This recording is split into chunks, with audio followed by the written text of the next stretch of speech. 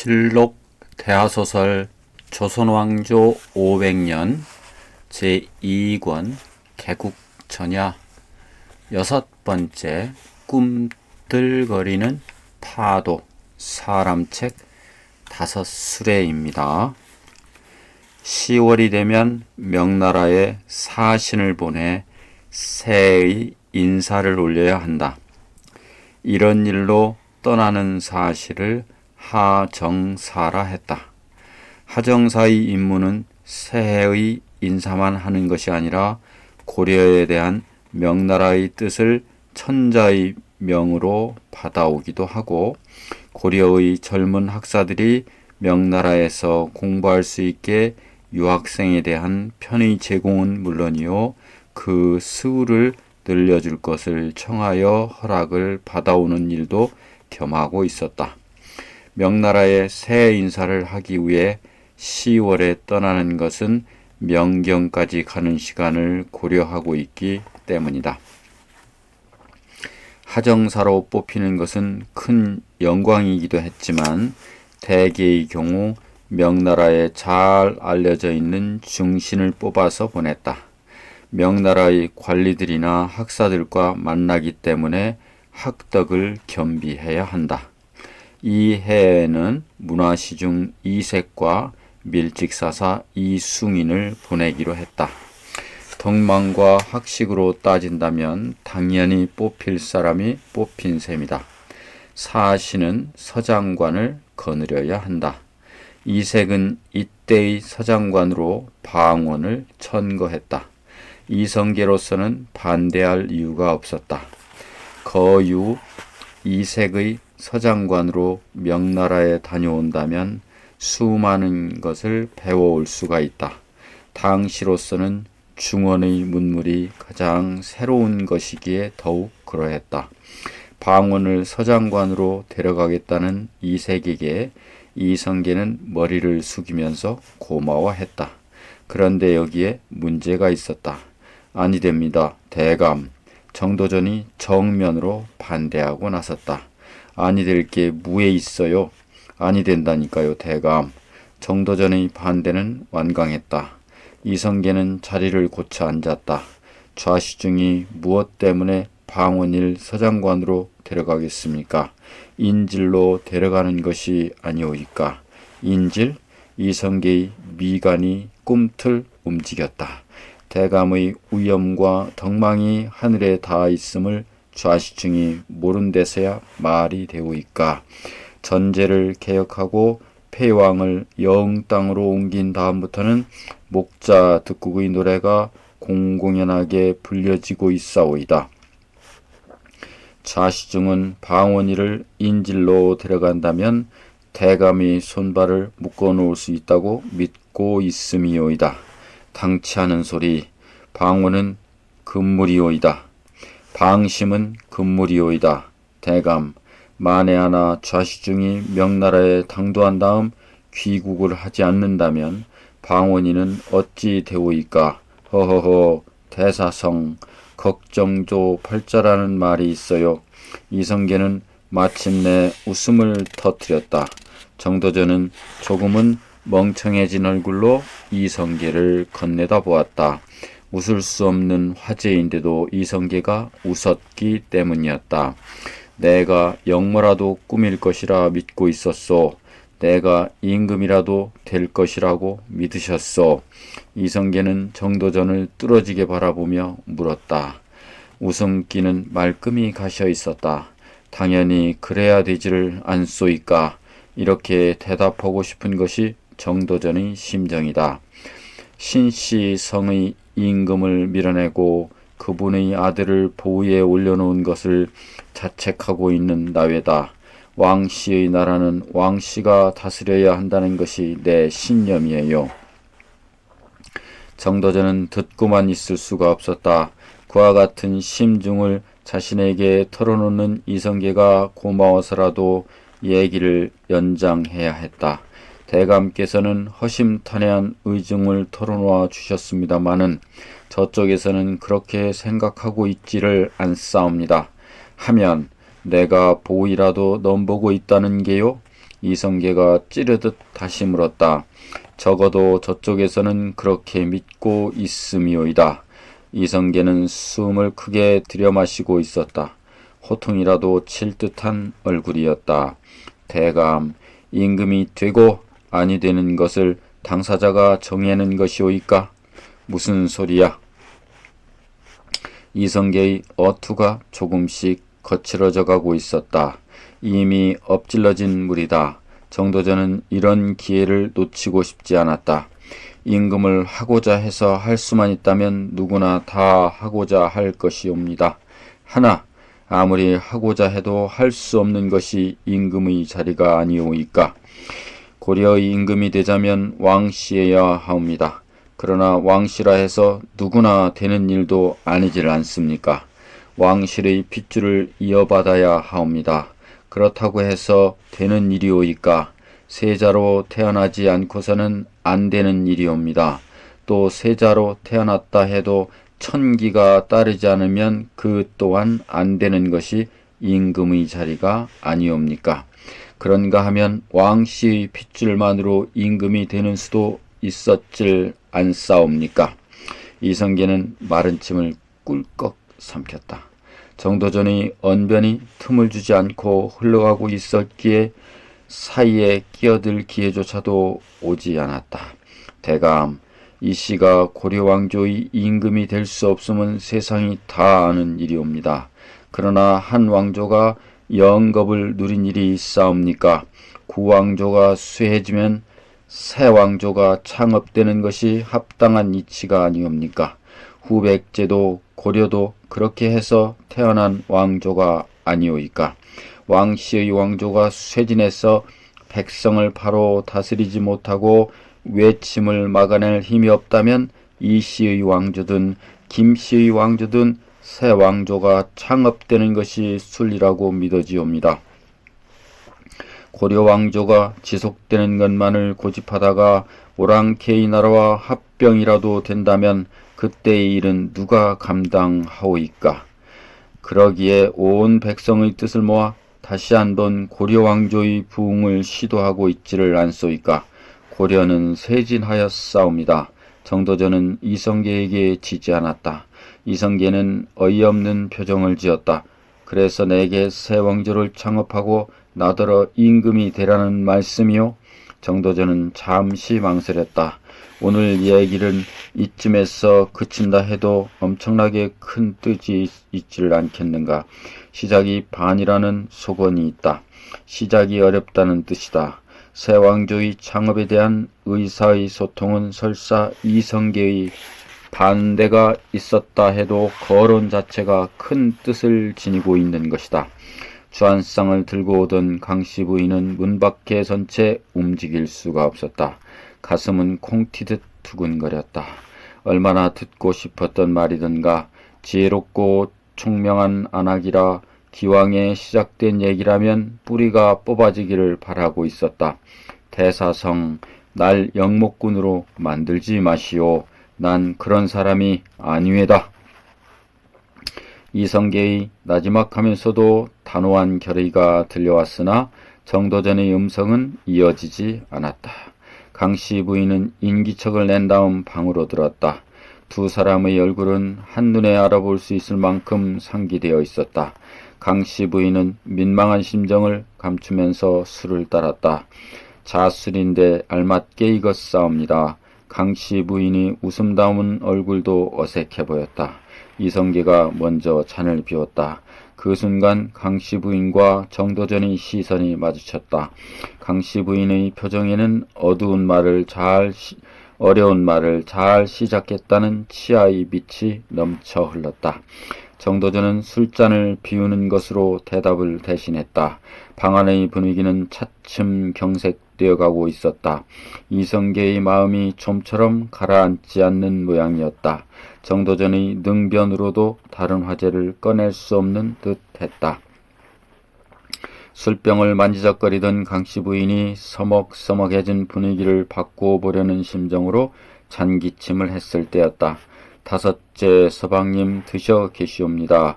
조영규의 우렁찬 목소리가 들렸다. 강씨 부인에게는 100만 원군이었다. 재빨리 일어서서 방문을 열었다. 방으로 들어서던 방원은 심상치 않은 분위기를 눈치챘다. 찾아 계시옵니까, 아버님? 이성계의 대답에는 신음이 섞여 있었다. 강씨 부인은 정도전에게 눈짓했다. 이성계의 명이 있기 전에는 방원의 의향을 타진해 보라는 눈짓이었다.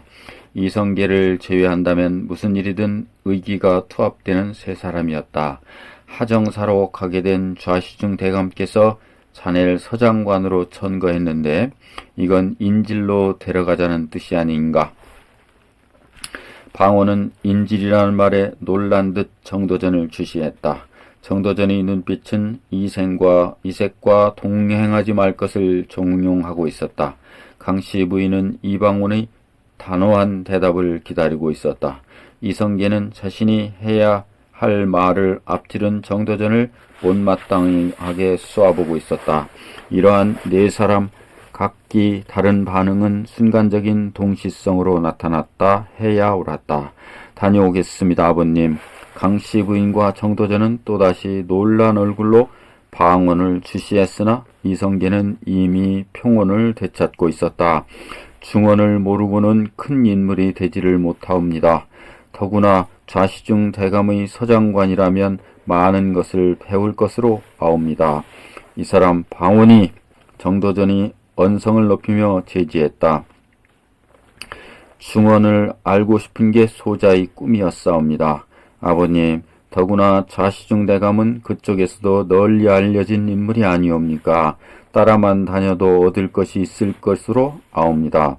이성계는 가볍게 고개를 끄덕였다. 성품이 과격하여 때로는 물불 가리지 않는 방언이었으나 사리 판단은 남보다 빨랐다. 더구나 오늘과 같은 때에 아버님 이성계의 뜻을 거역한다면 득보다 실이 많음을 방언은 명백히 알고 있었다. 그의 야망이 햇빛을 보기 위해서는 아버지가 필요했다. 먼 길이니라 조심해서 다녀오도록 해라. 심려 마시옵소서. 방언의 명쾌한 답변이 있고 난 다음에야 이성계는 긴장을 풀었다.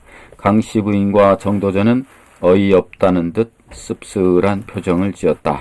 방언이가 이색의 서장관이 되어 명경으로 떠난 다음 날부터 하늘은 며칠 동안 찌부드드하게 흐려 있더니 동짓달이 되면서부터 눈발이 뿌리기 시작했다. 하루 앞을 내다볼 수 없는 긴장된 나날이었으나 뜻밖의 일이 또 한 가지 겹쳐졌다. 이성계의 큰아들 방우가 명경으로 가게 된 일이다. 그동안의 방우는 왕명의 출납을 맡아보는 밀직 부사의 자리에 올라 있었다. 정삼품의 높은 벼슬이었다. 밀직사 강의백을 수행하여 명경으로 가는 것은 아무 문제도 될 것이 없는 자연스러운 것이었으나 방원이 이미 떠나 있는 사정이라 화제가 되기에는 충분했다. 방우가 비록 아버지 이성계를 못마땅하게 생각하고 있다 해도 집안의 대를 이어갈 장자가 아니던가. 게다가 방원은 이미 형제 중에서 단연 두각을 나타낸 이들이다. 이들 두 아들이 동시에 명나라에 가게 된 사실은 이성계의 주변을 당혹하게 만들고도 남았다. 민씨 부인이 영규의 전가를 받고 추동으로 간 것은 이 무렵이었다. 강씨 부인은 정도전과 마주 앉아 있었다. 은밀한 얘기를 주고받을 수 있는 이성계의 집 내당이었다. 아무 말도 없이 떠나셨는가? 강씨 부인이 먼저 물었다. 민씨 부인은 정도전의 시선을 따갑게 느꼈다. 말씀이라 하오시면 민씨 부인이 말끝을 흐리며 반문했다. 무슨 대책이라도 세워놓았느냐고? 민씨 부인은 고개를 숙였다. 어디서 어디까지 대답을 해야 좋을지 망설이고 있음이었다. 소상히 말씀해 주셔야 합니다.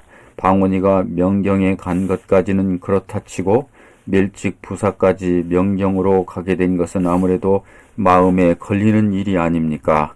정도전이 말했다. 그제서야 민씨 부인은 고개를 들었다.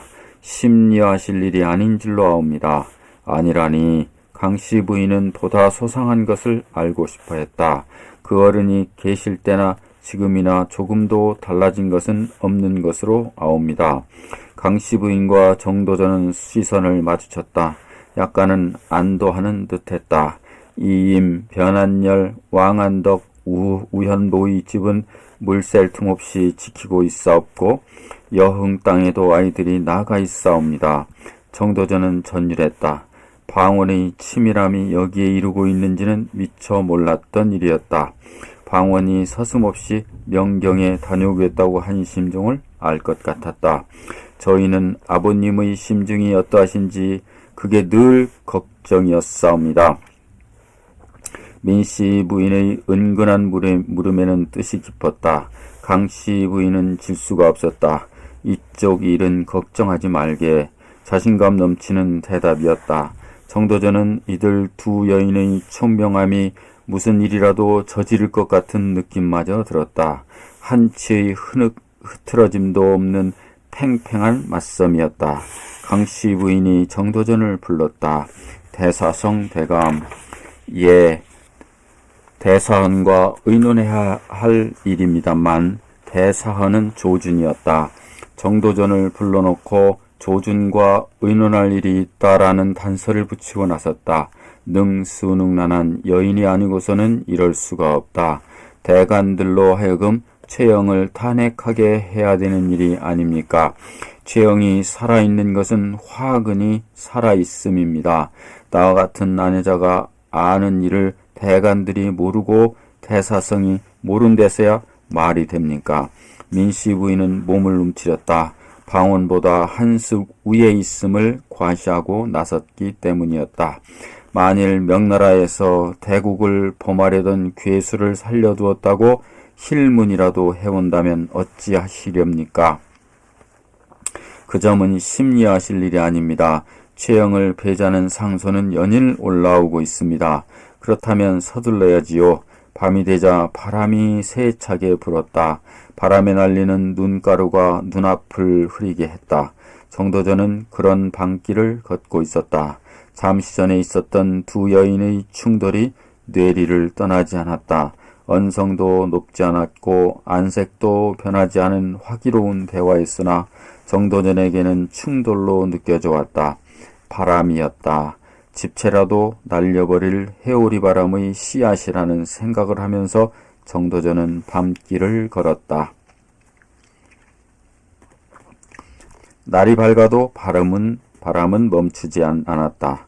여주 땅은 기름지고 풍요로운 것, 본래 고구려의 곤래 근현이었으나 뒤에 신라에 병합되었다. 경도광은 이름을 황효라고 고쳤고 고려에 이르러 충렬왕후 김씨의 고향이라 하여 여흥군으로 승격시켰으나 지금은 우왕이 여기에 있다 하여 황여부로 다시 승격되어 있었다. 본관을 고향이라고 부른다면 방원의 아내인 민씨 부인의 고향일 수도 있었다. 해가 지면서부터 바람은 조금씩 잠자기 시작했다. 그러나 추위는 가시지 않았다. 산길을 타고 내려오는 그림자가 있었다. 사나이였다. 나이도 들어 보였다. 사나이는 발을 헛딛고 쓰러졌다. 마치 썰매를 타듯 미끄러져 내렸다. 사나이는 옷자락을 털면서 미끄러져 내려온 언덕을 쳐다본다. 만만찮은 높이이며 거리였다. 잘 되었군. 사나이는 중얼거리면서 빠른 걸음으로 걸었다. 숨결은 하얀 입김이 되어 날았다. 아무리 보아도 일부러 험한 길을 택해서 온 것이 분명했다. 그렇다면 남의 눈을 피하고 있음이 아닌가. 방원이 명경으로 떠나기 전부터 우왕의 거처는 모기내가 지키고 있었다. 고을 젊은이들도 이내의 말을 고분고분 잘 따랐다. 사나이는 담장을 넘어 궁리를 했다. 발자국을 남기지 않기 위해서는 남쪽으로 돌아야 했다. 기왓장을 몇 장 깨고서야 간신히 담을 넘을 수가 있었다. 칠성부원군이 아니시오. 우왕이 반갑게 맞이해 주었다. 칠성부원군이라면 이임의 아니던가. 신의 불충이 이만저만이 아니옵니다. 사사로운 정으로 보면 우왕에게는 사돈이 된다. 강화도에서 영으로 거처를 옮긴 다음 처음으로 만나는 셈이었다. 시종하는 환관들이 큼직한 놋화로를 들여왔다. 보기만 해도 몸이 녹을 탐스러운 숯불이 피워져 있었다. 왜 이리 소식이 늦다는 말씀이요. 기다리다가 지칠 것만 같소이다. 우왕의 목소리는 애절하다 못해 떨리고 있었다. 전하, 뜻하지 않은 일이 생겼사옵니다. 뜻하지 않은 일이라니요. 최시중 대감께서 순군옥에 때를 같이하여 영비가 흐느낌을 토했다. 그 때문에 이임은 더 말을 잇지 못한다.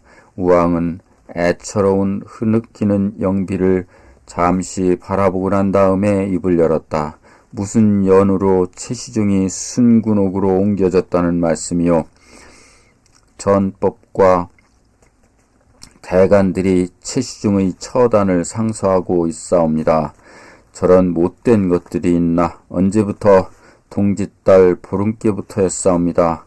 그와 같은 상소는 이성계를 따르는 조준 정도전의 사주를 받은 게 분명하옵니다. 우왕은 주먹을 불끈 쥐어 보였으나 그것만으로는 힘이 될 수가 없었다.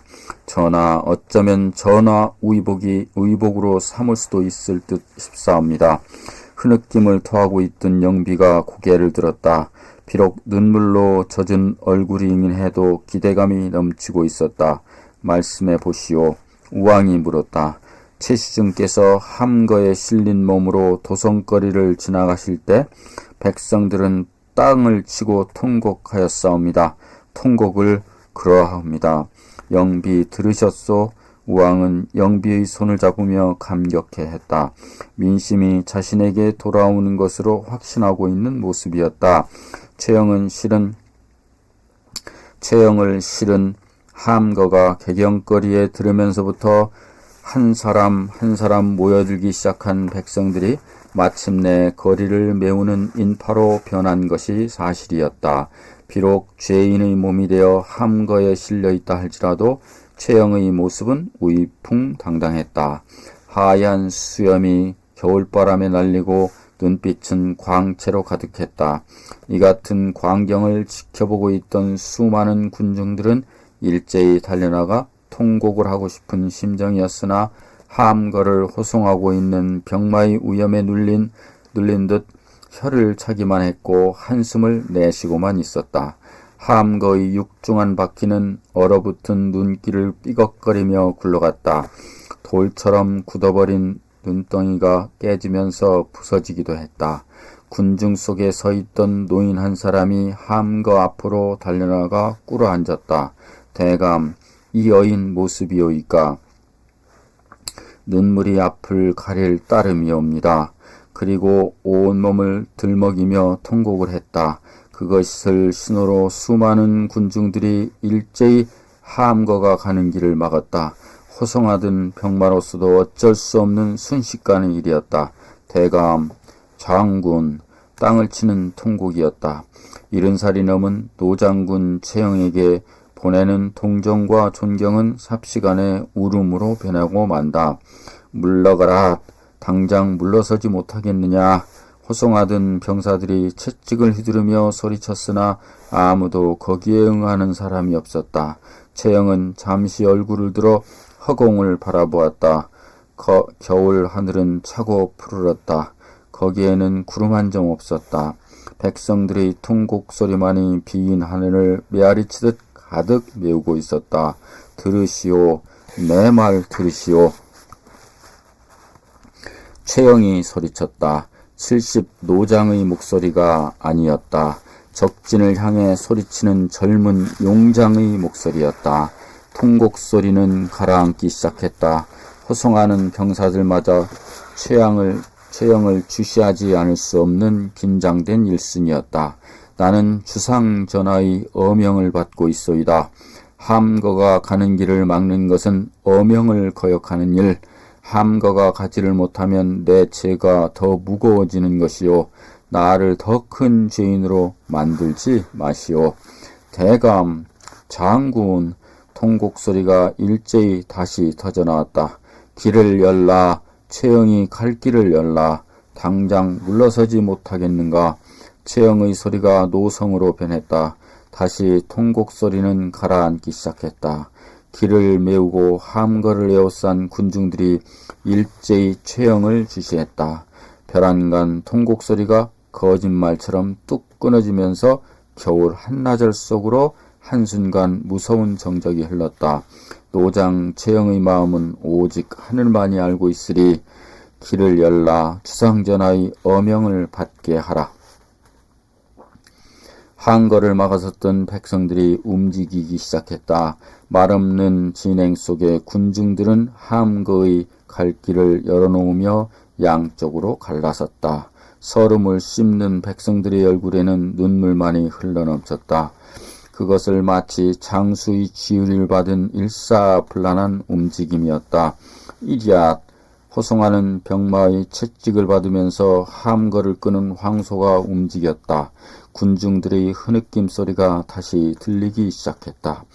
이 같은 사실을 이미 고하고 나자 우왕의 얼굴에도 눈물이 흘렀고 영비는 애처롭고 민망하리만큼 소리내어 흐느끼고 있었다.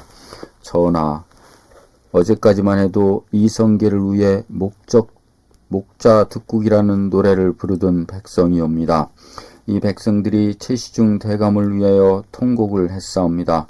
전하께서는 이를 전하의복으로 삼으셔야 할 것으로 아옵니다. 이임은 우왕을 충동하듯 말했다. 또 그것은 자신의 찬 확신이기도 했다. 만일 최시중이 순군옥에서 나와 백성들 앞에 나선다면 모든 백성들이 최시중을 따를 게 아니요 그러하옵니다. 최시중을 따르는 것은 곧 전하를 따름이옵니다. 통촉해 주시옵소서.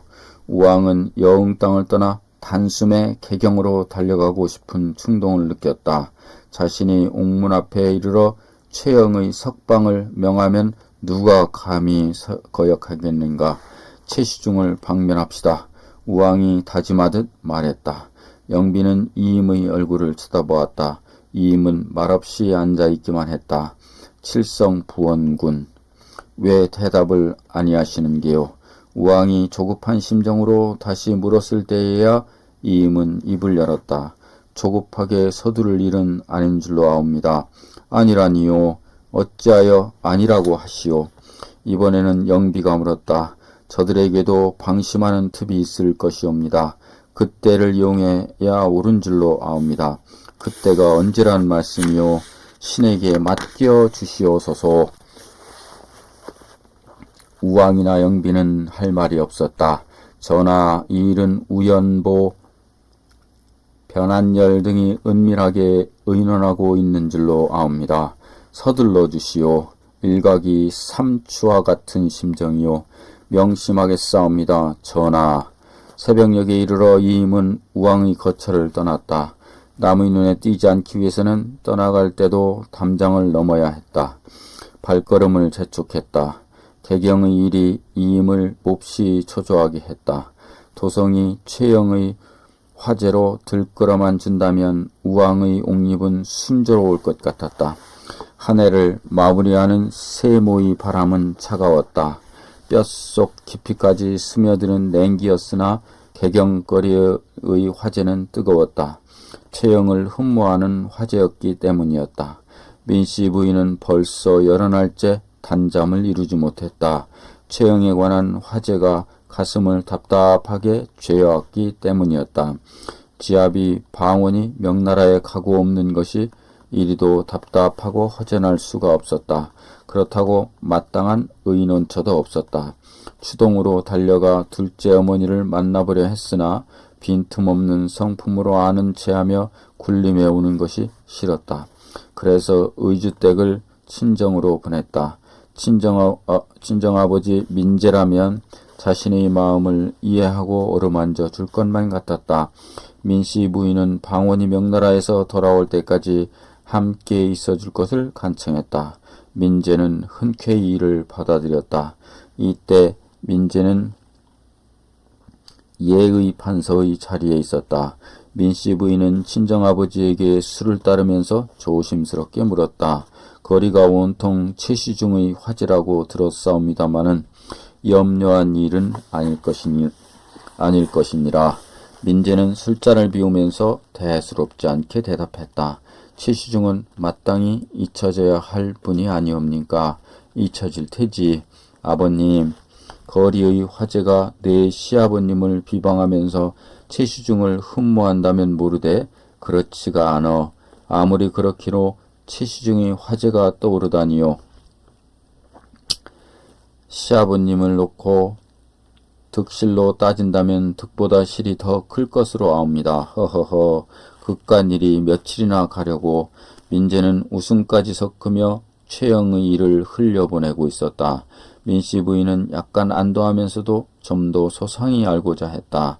그이가 계실 때라면 무에 걱정될 것이 있겠습니까마는 도성을 비운 사이에 이 일을 그르칠까 몹시 걱정이 되옵니다. 이서방이야 있으나 없으나 마찬가지일 테지. 상소가 올라가고 있느니라. 상소는 최영을 참하자는 것이었다. 이미 최영에 대한 국문은 마치고 있었다. 처음 하는 국문이 아니고 두 번째였기에 일사천리로 진행되었다. 국문을 마치면 처형할 것을 주장하는 상소가 당연히 뒤를 따르게 된다. 전법 판서 조인옥, 이재 등이 최영을 참하자는 상소를 올렸고 뒤를 이어 문화부랑사 허응이 또 상소를 올렸다. 여기에 이들이 올린 상소문을 적을 겨를이 없으나 다른 죄인의 처형을 주장하는 상소와 확연히 구별되는 점이 있었으니 그 점만은 부연해 두고자 한다. 모든 상소의 첫머리가 최영의 대공을 찬양하고 있다는 사실이다. 뒷부분에 이르러 최영의 제목을 나열해 놓기는 했으나 첫머리에서만은 천하에 다시 없는 충신으로 묘사해 놓았다는 것이 최영의 인품을 보여준다는 점이랄까. 그런 점에서 윤소종이 최영을 논한 한마디는 음미해 볼 만하다. 공은 일국을 덮었으나 죄는 천하에 가득 찼다. 민씨 부인은 이런 소상한 얘기를 듣고서야 한숨을 내쉬면서 안도했다.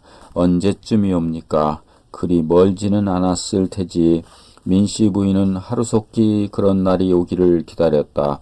최영이 살아있고서야 애써 갖고 오던 모든 일이 물거품으로 사라질 것만 같았다.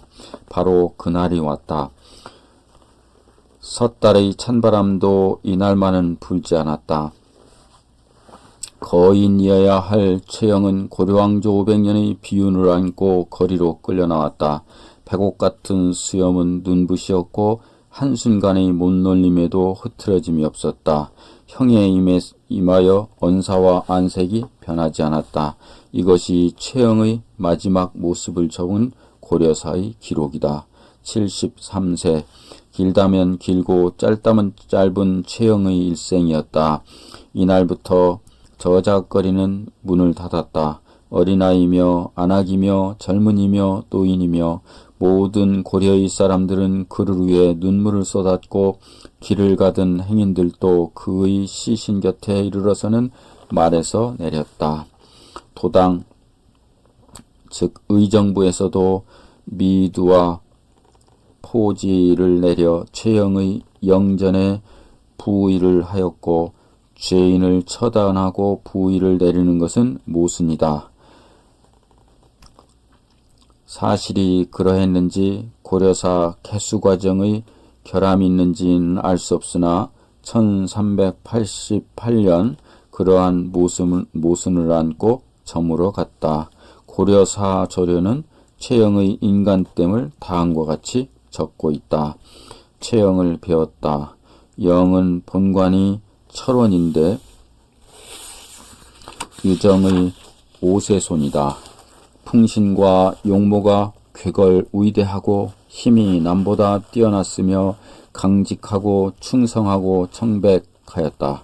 매양 진에 임하여 적을 대하면 신기가 조용하고 한가하여 화살과 돌이 좌우에서 날아와도 조금도 두려워하는 빛이 없고 싸우는 군사가 한 걸음이라도 퇴각하면 모두 패어서 반드시 이기도록 하였다. 그 때문에 크고 작은 여러 싸움에 향하는 곳마다 공을 세워 한 번도 패한 적이 없어서 나라가 힘입어 편안하고 사람들이 그 혜택을 받았다.